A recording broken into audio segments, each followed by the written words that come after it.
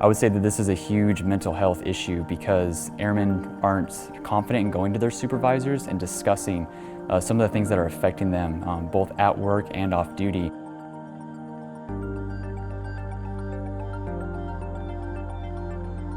Frontline supervisors are, our greatest asset to combating suicide across the enterprise with their troops. And so we want them to be armed with that knowledge to connect with them, identify, and stop any kind of issues that occur because of that.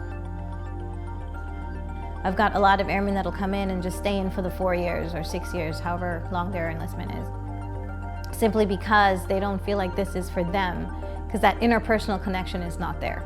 If they don't feel that connection with their NCOs, they are standoffish. They do become depressed. They do become jaded. I'll just come to work, go home, do the bare minimum, just to get my supervisor off my back, just so I don't have to deal with all the other things that come with it. I've gone through experiences where it may not have been communicated properly that I was cared about, or that people genuinely wanted what was best for me, and that may not have been the case where they necessarily didn't want those things, but there was a communication barrier there that kept me from experiencing that kind of environment. One thing that is particularly interesting about this project and the Air Force needs is that they've been very proactive about recruiting for diversity, but there's no acknowledgement, at least that I've seen, that they are trying to invite diversity into a culture that's naturally about conformity and command structure and that kind of bureaucratic system.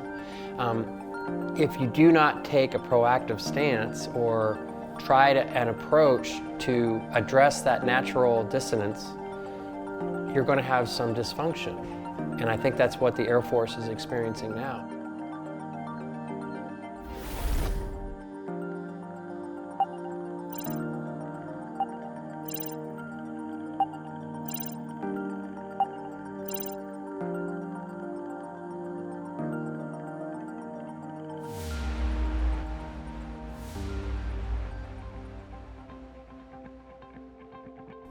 And with this class, even this past couple days, we've seen that a light bulb goes off. And they're like, oh, okay, I didn't realize I had these blind spots that I needed to address in order to relate better with my airmen and those that are around me. People realize things about themselves they didn't notice was happening before, and it automatically enables them to be more effective communicators even without going through the rest of the course yet. I believe that it offers skills that are pivotal and valuable and necessary to the Air Force. To provide a learning experience that allows them a constructive experience where they get to decide, hey, I recognize all these things are true in the Air Force, and based on me as a person and my personal strengths and approach, this is what I'm choosing to do as a leader. This is the skills that and tactics that I'm choosing to adopt that work for me within the systems that I live within. So I did have to incorporate some of the things that I've learned in the class in my own workshop. I had an airman who was having a situation at home, and I actually had to adopt a kinder, gentler approach to my communication style and how I approached them in order to be more effective in my own communication. So I do have subordinates. They come to me for guidance and mentorship, of course. It's my role as a staff sergeant to be a leader.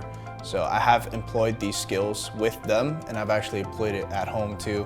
While learning the material, I found that I've gone home to scenarios with my wife or my children that I found these skills very useful in. So with Project Enigma, our hopes is that it gets implemented into professional military education, so that way during the traditional route when airmen go to Airmen Leadership School, they are armed with these communication skills right off the bat. There are a lot of other areas, whether it's other bases or other major commands, that are interested in this just because everyone is having that same issue with supervisor-subordinate communication, with retention, with just having people feel and know that this is a family. So I'll be taking the workshop back to the Pacific and spreading it throughout that area of responsibility. And we recently shot the course and a synopsis up to the Chief Master Sergeant of the Air Force to see if we can get this implemented into professional military education.